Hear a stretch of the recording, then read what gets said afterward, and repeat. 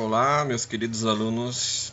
Esse vídeo é exclusivo para a terceira série, O Modernismo em Portugal, Novidades Artísticas e Ecos do Passado.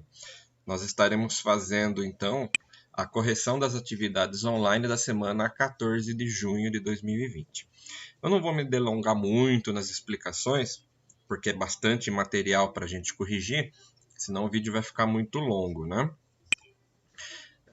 Nós estudamos o contexto de produção do modernismo português, que se iniciou na segunda década do século XX.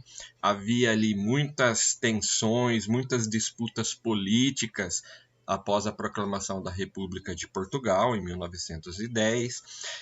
Nós comentamos no mês de junho sobre a Revolução dos Cravos, o saudosismo, que era uma doutrina ali liderada por Teixeira de Pascoais, e a intenção dele era restaurar nos portugueses aquele ânimo de conquistas, porque afinal de contas eles expandiram o seu império através das grandes navegações e eles queriam trazer aquilo de volta. Então, por isso que houve esse movimento do saudosismo. Na revista Orfeu, criaram a base de uma produção artística renovadora, atualizada com as inovações técnicas das vanguardas europeias, que nós estudamos no capítulo anterior a essa atividade. E aí veio na sucessão a revista Presença e a segunda geração modernista. Aqui tem a revista Orfeu, em destaque, né, um frontispício da edição de estreia da revista Orfeu. O grupo que publicou essa revista se formou em 1913, 2 anos antes do seu lançamento. Ela foi lançada, então, em 1915. Nesse manifesto que está ilustrado aqui, Anti-Dantas, Almada Negreiros desqualificou Júlio Dantas, apontando-o como um obstáculo à renovação e à divulgação da literatura portuguesa. A crítica, mordaz e irônica, buscava atingir ainda aqueles que tinham as mesmas convicções de Dantas, princípios esses de renovação e de contestação da revista Orfeu, que foram reafirmados logo depois na revista Presença, lançada em 1927. Então vocês percebem que havia muita intriga, muita crítica entre um grupo e outro durante esse movimento modernista. E aí surge Fernando Pessoa. Fernando Pessoa é um grande escritor português e um destaque curioso é que ele assinava poemas com o seu próprio nome, mas também com outros 70 heterônimos.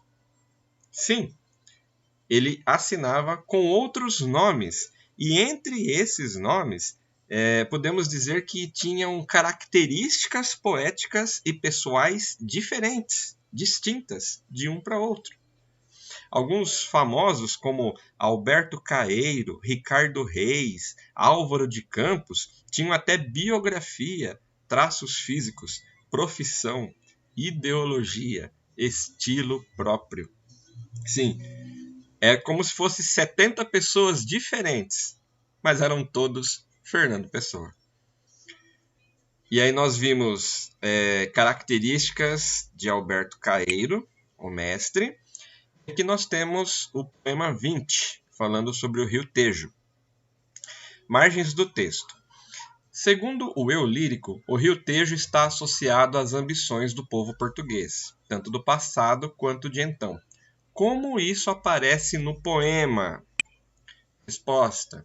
O eu lírico afirma que o rio guarda a memória das naus, retomando a aventura ultramarina dos portugueses e que é a saída para o mundo, a América em especial, representando a esperança de prosperidade fora de Portugal.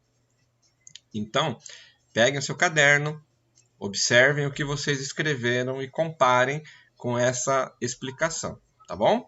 Pausem o vídeo, tirem print da tela e façam as devidas anotações. Outro heterônimo de Fernando Pessoa é Ricardo Reis e também Álvaro de Campos, que eram os discípulos. E aí a gente viu algumas características próprias desses escritores. Os poemas líricos que o próprio Fernando Pessoa assinou com seu nome estão reunidos na obra Cancioneiro. E Fernando Pessoa buscou, então, refletir sobre a vida, sobre a arte, retoma a tradição lírica portuguesa, usa muito o sensacionismo, o interseccionismo, que sustentava toda a experiência consciente, composta de sensações, que poderiam ser representadas com estruturas produzidas numa elaboração intelectual, e também o cruzamento do mundo interior com o exterior ao invocar essas sensações.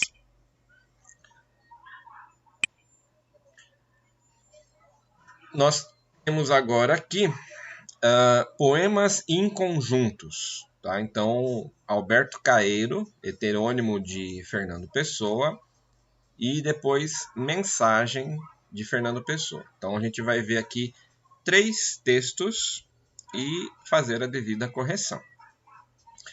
No texto 1, nós temos aí: o poema evidencia a ideia que norteia a poesia de Alberto Caeiro. Qual é essa ideia? Justifique com base em passagens do texto. Correção, tirem print ou pausem o vídeo para vocês conferirem. A busca em compreender o mundo pelos sentidos e não pelo intelecto. Como a ideia perpassa toda a obra de Alberto Caeiro, pode-se encontrar relações dela com vários versos desse poema. No entanto, a relação mais explícita está nos versos. Compreendi isto com os olhos, nunca com o pensamento. Compreender isto com o pensamento seria achá-las todas iguais. Pergunta 2. Comente brevemente as características formais do poema, considerando elementos como linguagem, estrofes, métrica e rimas.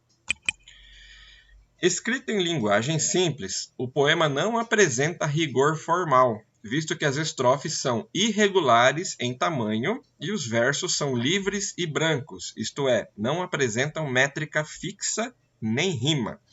Cabe ainda destacar o uso de repetições, como evidencia a reiteração do verbo compreender nos versos 10 a 12. Vocês lembram bem da métrica na primeira série, na segunda série, né, que nós estudamos? E aqui a gente vê, só de olhar para o poema, você já vê que não tem métrica nenhuma. Pega aí o primeiro verso, o terceiro verso, que são enormes, e pega o segundo, ou na segunda estrofe ali, o verso 5 e 6, como são pequenos, né? E o verso branco, não rima nada com nada. 3a. A partir do 6º verso, há uma mudança nas formas verbais do poema. A. Qual é essa mudança? Os verbos passam a se flexionar, quase todos, no pretérito perfeito do indicativo. 3b. O que ela representa quanto à situação do eu lírico? Essa mudança marca o momento em que o eu lírico coloca-se como morto e assume a voz da sua biografia. Muito interessante, hein? Alguém lembrou de Memórias Póstumas de Brás Cubas, hein? Questão 4. Em sua opinião, por que é fácil para o eu lírico antecipar sua biografia? Bom, como é uma resposta pessoal, vamos ver qual é a sugestão que nós temos aqui. Caeiro é coerente com suas ideias, que são poucas e simples. Não intelectualizar, não sentimentalizar, ater-se à natureza mesma das coisas, ao que elas são, e não ao que podem simbolizar. Como ele se satisfaz com esse modo de ver as coisas, pode antecipadamente afirmar que a vida dele foi sempre assim, pois ele não pretende mudar. Por esse motivo que fica fácil para ele, né? Por que o eu lírico se compara a uma criança? A ingenuidade infantil se aproxima da simplicidade que o eu lírico busca, ou seja, uma comunicação com o mundo pelos sentidos e não pelo intelecto. Dessa forma, até mesmo a morte simplifica-se na voz do poeta, chegando como um sono natural apenas. 6. Alberto Caeiro é o mestre das personalidades poéticas de Fernando Pessoa. Reflita sobre essa afirmação lendo uma estrofe de Tabacaria, de Álvaro de Campos. Então aí a gente tem a estrofe e a pergunta A. Com base nesse trecho, é possível dizer que Álvaro de Campos segue os ensinamentos de Alberto Caeiro? Por quê? A estrofe mostra que Álvaro de Campos, a exemplo de Alberto Caeiro, rejeita os sistemas de pensamento, mas não consegue desvencilhar-se deles e, por isso, amargura-se. Ao dizer que a menina come chocolates com verdade, o eu lírico remete à ideia de Caeiro de que a experiência com o mundo deve limitar-se à aplicação dos sentidos. A menina come pelo prazer proporcionado ao paladar. Já o eu lírico é dominado pelo pensamento, que coloca entre ele e a experiência sensorial a informação dispensável sobre o material da embalagem. 6b. Considerando o trecho e sua resposta à questão 2, pode-se sugerir que Alberto Caeiro influenciou Álvaro de Campos no plano da forma poética? Justifique. Sim, podemos dizer que sim, pois em ambos os poemas apresentam linguagem simples, versos livres e brancos, e repetições. No poema de Álvaro de Campos, nota-se a repetição da forma verbal come, nos versos 1, 2 e 5, e da forma verbal olha, nos versos 3 e 4. Agora nós temos aqui o texto 2 e o texto 3, Dom Sebastião, Rei de Portugal, e o outro texto, Mar Português. Mar Português, primeira série, esse aí vocês lembram bem, vimos vídeos, inclusive, vocês fizeram a interpretação visual do poema, né? E aqui a gente, olha só, terceira série, retomamos o Mar Português. Sobre os textos, questão 1. Dom Sebastião, Rei de Portugal, é um texto lírico dentro da estrutura épica de mensagem. O que faz desse poema um texto lírico? Sua voz expressa sentimentos e pensamentos íntimos. Mais uma vez eu falo para vocês, pausem o vídeo ou tirem print aqui da tela para poder comparar as respostas que vocês fizeram agora do mensagem, tá bom? 1b. Que aspecto da poesia épica está presente no texto? O ser que ouve... letra B. A poesia épica relata ações heróicas, memoráveis, que no poema são o tema da reflexão emotiva do eu lírico. 2. O mito sebastianista está expresso principalmente nos versos 4 e 5 de Dom Sebastião, Rei de Portugal. Considerando esse mito, explica a diferença de sentido entre o ser que ouve e o ser que há. O ser que ouve remete ao lado mortal de Dom Sebastião, e o ser que há a sua dimensão legendária. Questão 3. O tema de mensagem é o sonho português de formar um grande império. Nesse sentido, como podem ser interpretados o eu lírico, assumindo a voz de Dom Sebastião, e sua sorte, destino? O eu lírico, assumindo a voz de Dom Sebastião, afirma ter estado certo de alcançar a grandeza pretendida, como se fosse esse o destino ou sorte traçado para ele, e por desdobramento, por consequência disso, também para os portugueses. Desse modo, Sebastião é uma metonímia dessa aspiração do povo português. Lembrando que metonímia é uma figura de linguagem que expressa a parte pelo todo. Questão 4.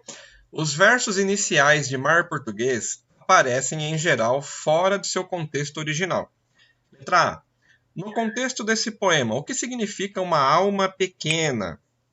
Alma pequena, alguém sem coragem, sem ambição. 4b. Com base no poema, explique o valor concreto do mar para os portugueses. O poema indica que a aventura das navegações é perigosa, como evidenciam as perdas citadas na primeira estrofe. Ainda assim, é necessária, porque a grandeza dos portugueses depende da conquista do mar. Só assim eles poderiam expandir o seu império, né? 5. Mensagem dialoga, conversa com o texto cultural de sua época. Mostra influências do movimento saudosista em Dom Sebastião, rei de Portugal, mar português. Nos conturbados anos iniciais da República, o movimento saudosista procurava animar os portugueses para que reconstruíssem o país e assumissem o destino glorioso que ainda lhes cabia. Os poemas de mensagem falam da superação de obstáculos em nome da grandeza de Portugal. É isso aí, turminha. Encerramos aqui com uma ilustração de mar português. Espero que vocês tenham gostado. Façam a correção das atividades e deem uma devolutiva para mim de como foi. Bom, a gente se vê no próximo vídeo de correção. Beijo, um abraço a todos.